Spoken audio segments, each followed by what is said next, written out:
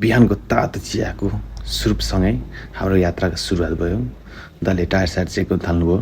त्यतिकैमा हामीले फोटोसुट गर्न थाल्यौँ अनि हामी चाहिँ लाग्यौँ हाम्रो यात्रातर्फ।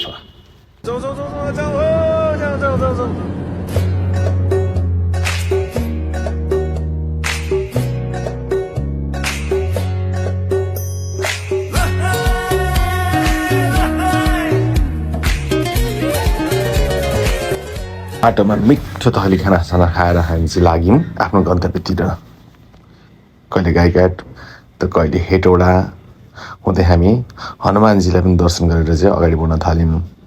जाँदा जाँदै बाटोमा साँझ परिसकेको कारणले गर्दा चाहिँ हामी हाम्रो होटलतर्फ लाग्यौँ बास बस्नको लागि। आज हाम्रो फर्स्ट नाइट।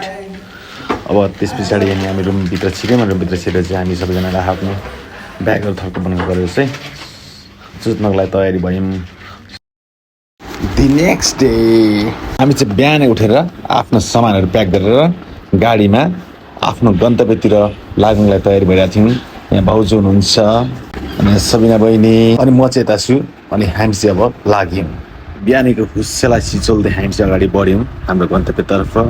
यहाँ गुरुबा हुनुहुन्छ अनि हामी पुरै टिम यहाँनिर गाडीमा गीत सुन्दै बसिरहेको छौँ। अध्यक्षजी पनि यहाँनिर पुरै भिडियो बनाइदिइराख्नु भएको छ।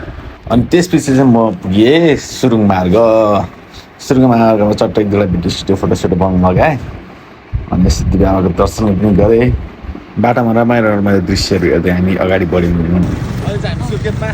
साथीहरूको लागि होटल जाँदैछौँ। यहाँ सबिना बहिनी टुई हिँडिरहेको छ ब्यागमा बोकेर पैसा बोकेर होइन पैसा देखाउँदै। अनि यता भाउजू पनि हुनुहुन्छ, भाउजू पनि हाँस्दै हुनुहुन्छ अनि म हामी पायौँ हाम्रो होटल। अनि भेटौँला नेक्स्ट ब्लग।